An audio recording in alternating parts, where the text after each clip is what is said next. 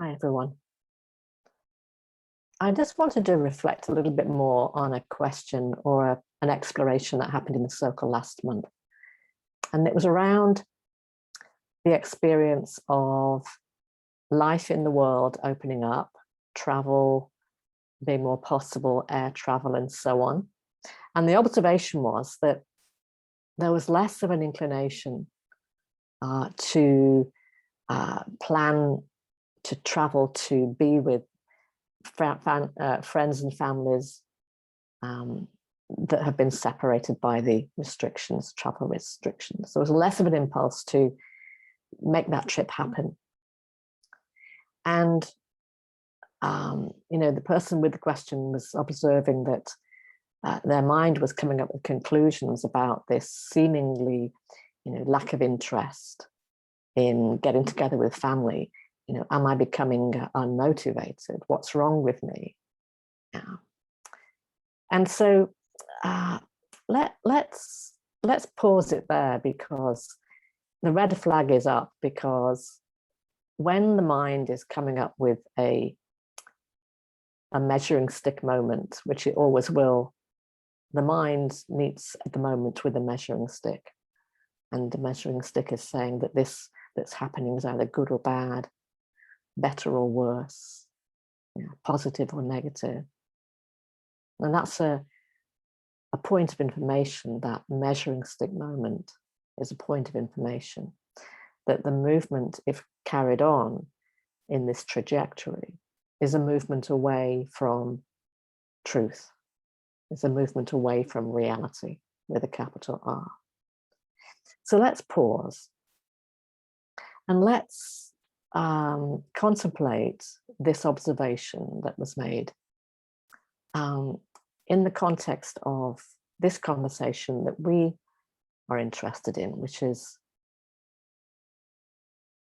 can be expressed in a number of ways. And one of those ways is that the exploration to experience the truth that we are not separate human beings. We're not separate people in separate bodies, and we're not separate from any object in life, whether it be a tree or a table or a car or so on. We're not separate. Now, this idea is easy to share as an idea. And what's on offer is to experience the reality of there being no separation. Now, as this idea begins to integrate and establish throughout our being, there is a transformation, there's a shift in perception of what is real and what is true. So as the belief, I am not separate, begins to establish, the experience of being separate from other people begins to shift. Now, the shift that begins to happen, that shift can be in itself disorientating, can be a shift that requires some integration to be stable in the system. Because we're not talking about a shift here that leads to a confusion about who we are, emerging with all other people and feeling lost in that experience. We're talking about an integrated, clear perception that there is an appearance of separation, and yet that is only an appearance. It is an appearance, and there is a deeper reality that is masked by that appearance of separation. So as the belief begins to fall away, the identification, the belief in the belief begins to fall away, I am separate. Then, as that lack of separation, the knowing of being one with all of life begins to establish.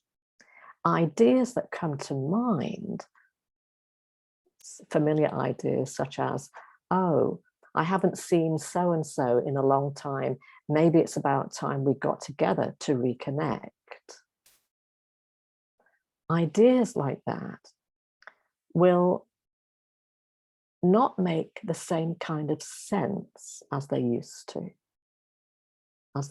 from the point of view that we are separate in space and separate in time. Yeah.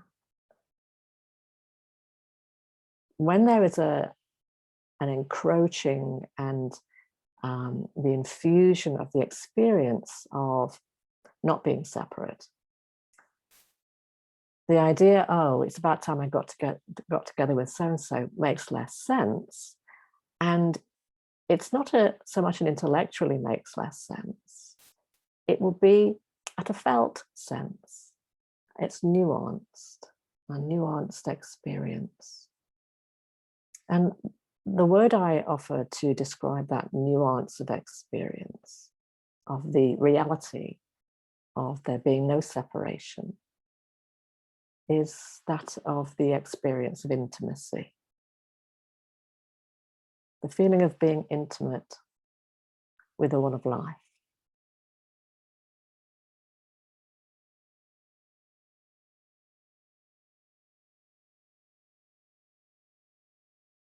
And that word is not confined or restricted to any idea of that experience of intimacy only existing with another person in a romantic encounter. That's a very limited notion of intimacy for the purpose of this exploration.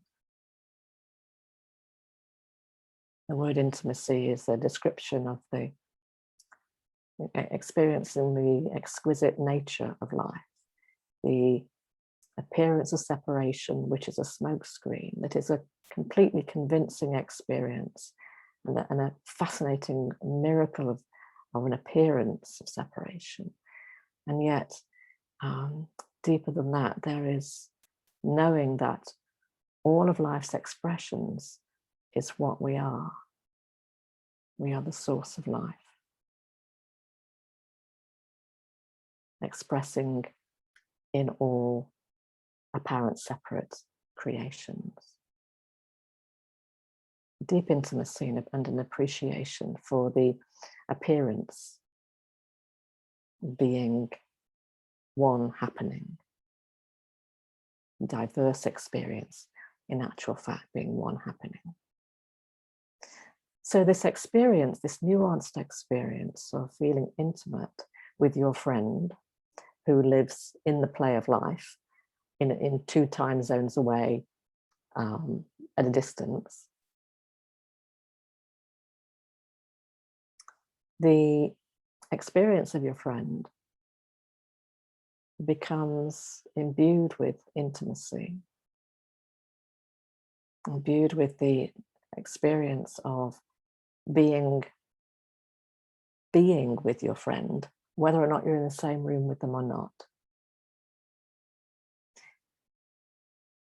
And that intimacy can be as satisfying as it might be if you're sitting across from them having a cup of tea.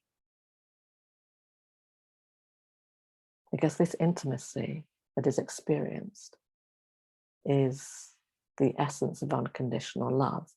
So to be intimate in this sense, intimate with your friend, because there's a knowing that you are not separate, is an experience of unconditional love being the nature of your relationship, being the reality that your relationship really is.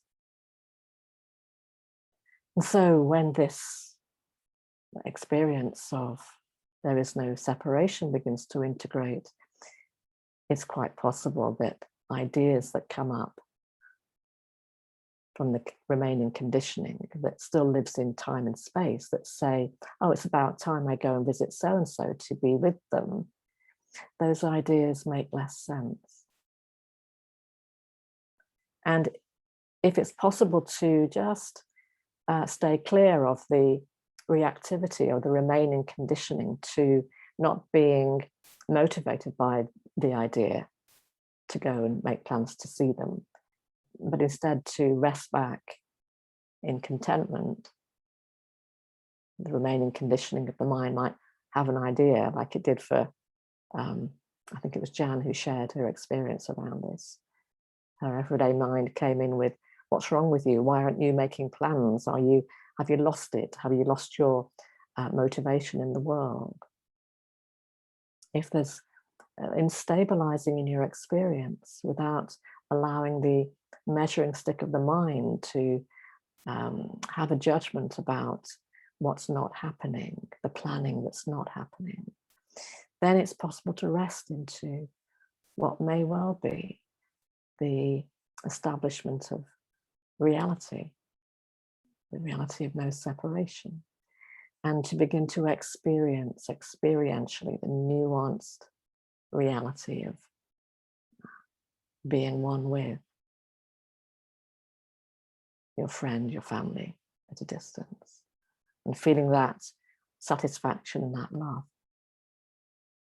And from there, it's absolutely possible to make plans to go and see them, to be engaged in the play of the world where that is done, that can happen.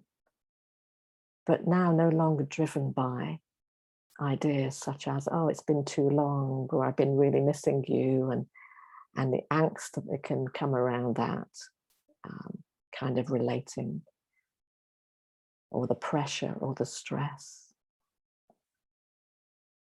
When the mind is saying, I haven't been able to see this person, or I'm not connected, without the stress, but to go and visit and enjoy that dimensional experience in the play of life, but without the stress of separation driving the meeting. And that being said, looking forward to the get-together of our apparently separate selves coming up shortly in the next circle. Lots of love.